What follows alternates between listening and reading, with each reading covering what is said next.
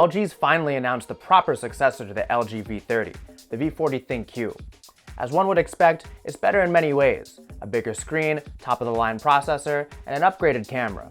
LG did a little more than just upgrade the camera though, adding a third in back and a second up front for a grand total of 5 cameras. The trio in back consists of one regular lens, one wide angle, and another telephoto. This optic arsenal proves that LG wants the V40 to be your everything for media creation. Selling for between $900 and $980 depending on your carrier, the V40 ThinQ is again competing with the best in the smartphone market. So does this triple camera phone execute well enough to finally push LG over the hump and solidify the V40 ThinQ as one of the best smartphones money can buy? Last year's V30 was simple, practical, and sleek, not to mention that its display didn't have a notch. This year the V40 introduces a mid-sized notch, which has an earpiece and 2 cameras housed within. It's still quite the looker though, and turning it around to reveal its beefy 3 camera setup creates a particularly futuristic aesthetic. Other differences to note are the addition of a dedicated Google Assistant button on the left side and a power/lock button on the right side. Thankfully both stay out of the way pretty well when gripping the phone regularly. IP68 water and dust resistance round out the V40's design elements quite nicely. Utilizing the same PO-LED technology as the V30, the V40 ThinQ totes a longer 6.4-inch Quad HD Plus screen. Colors are reasonably accurate, but a blue hue is evident upon closer examination of whites. While colors are vibrant and deep, looking at this phone in direct sunlight proved a little tougher than we expected, even though auto brightness can reach as high as 504 nits. Minimum brightness was quite low as anticipated, registering at 3 nits. Loaded within is LG's proprietary flavor of Android 8.1.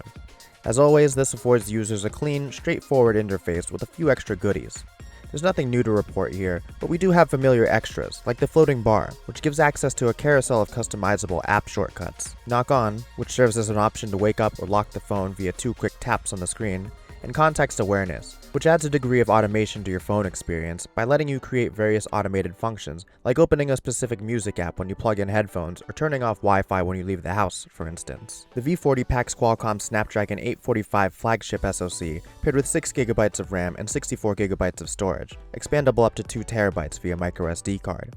As can be expected, the setup produces great results in day-to-day use. Whatever your workflow might be, multitasking and jumping from app to app goes off without a hitch or stutter to speak of. You'll be hard-pressed to make the V40 break a sweat in regular use. But gaming performance was a little disappointing, as performance showed more dropped frames than we'd like to see at this level.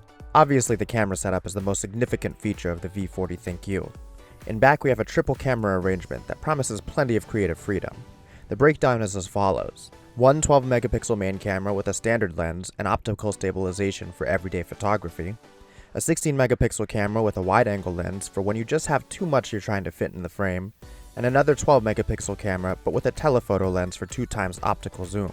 While only the standard camera features optical stabilization, AI is employed in the use of all 3 cameras in the form of background optimizations like those to decrease motion blur via multi-frame HDR, for example. There's also the dedicated AI cam mode, which recognizes what you're taking a photo of and applies the camera settings it sees fit, with the results still being a bit of a mixed bag.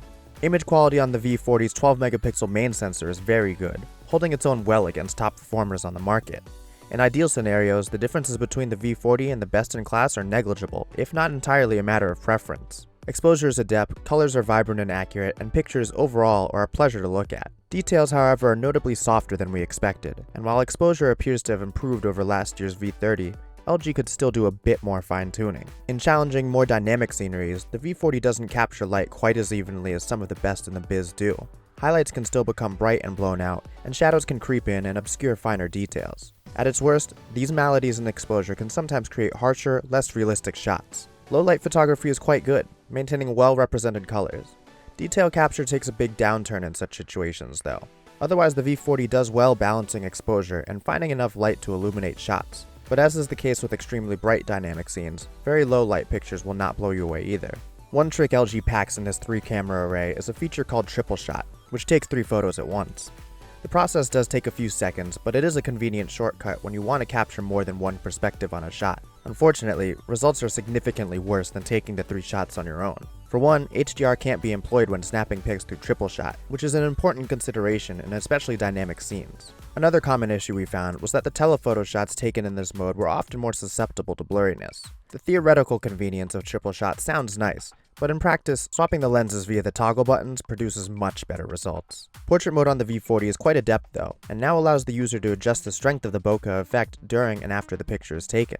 You can also apply various lighting effects to spice up the image further. Lastly, LG's added one other shooting mode called CineShot, which creates live photo GIFs by enabling the user to draw over portions of the photo which they'd like to animate after the shot is taken. Up front we have two more cameras, 8MP regular and 5MP wide-angle snappers. Selfies look good on both of these, as they both take after their rear counterparts in clarity and color capture, even though they're more susceptible to the ills of poor exposure. Portrait mode is also available here, producing similarly pleasing results as what the rear cameras produce. Video shot on the V40 can be captured in 4K up to 60 frames per second, or the more common 30 frames per second, both with HDR10 capability in ideal situations. Either selection will produce well-detailed steady video with accurate color representation and pretty good exposure. We're happy to see that we're able to switch between the regular lens and telephoto lens during filming, but unfortunately, due to the physical hardware limitations, only two of the cameras can be linked to work together, leaving the wide-angle camera out of this zooming party. Cinevideo is also still on board, offering a variety of film genre-inspired filters and the unique and cinematic point zoom feature, which zooms the camera in on a specific point of the screen.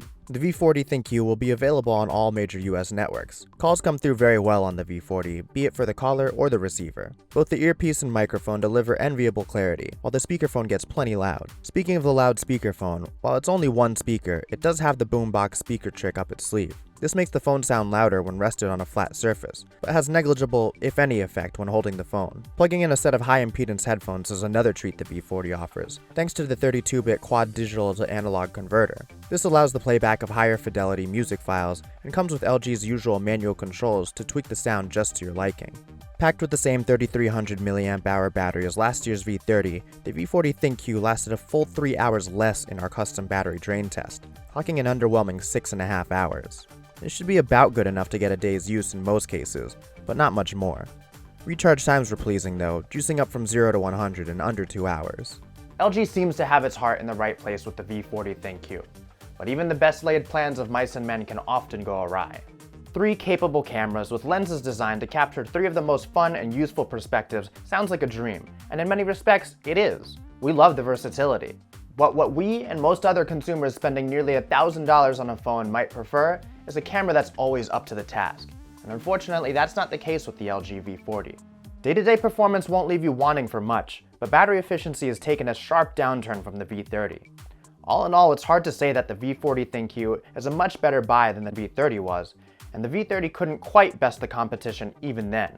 It seems that 1 year later, the competition's improved, and LG's added a camera. I'm Corey Gaskin with PhoneArena. Thanks for watching, and be sure to check out PhoneArena.com for our in-depth review on this and many other devices.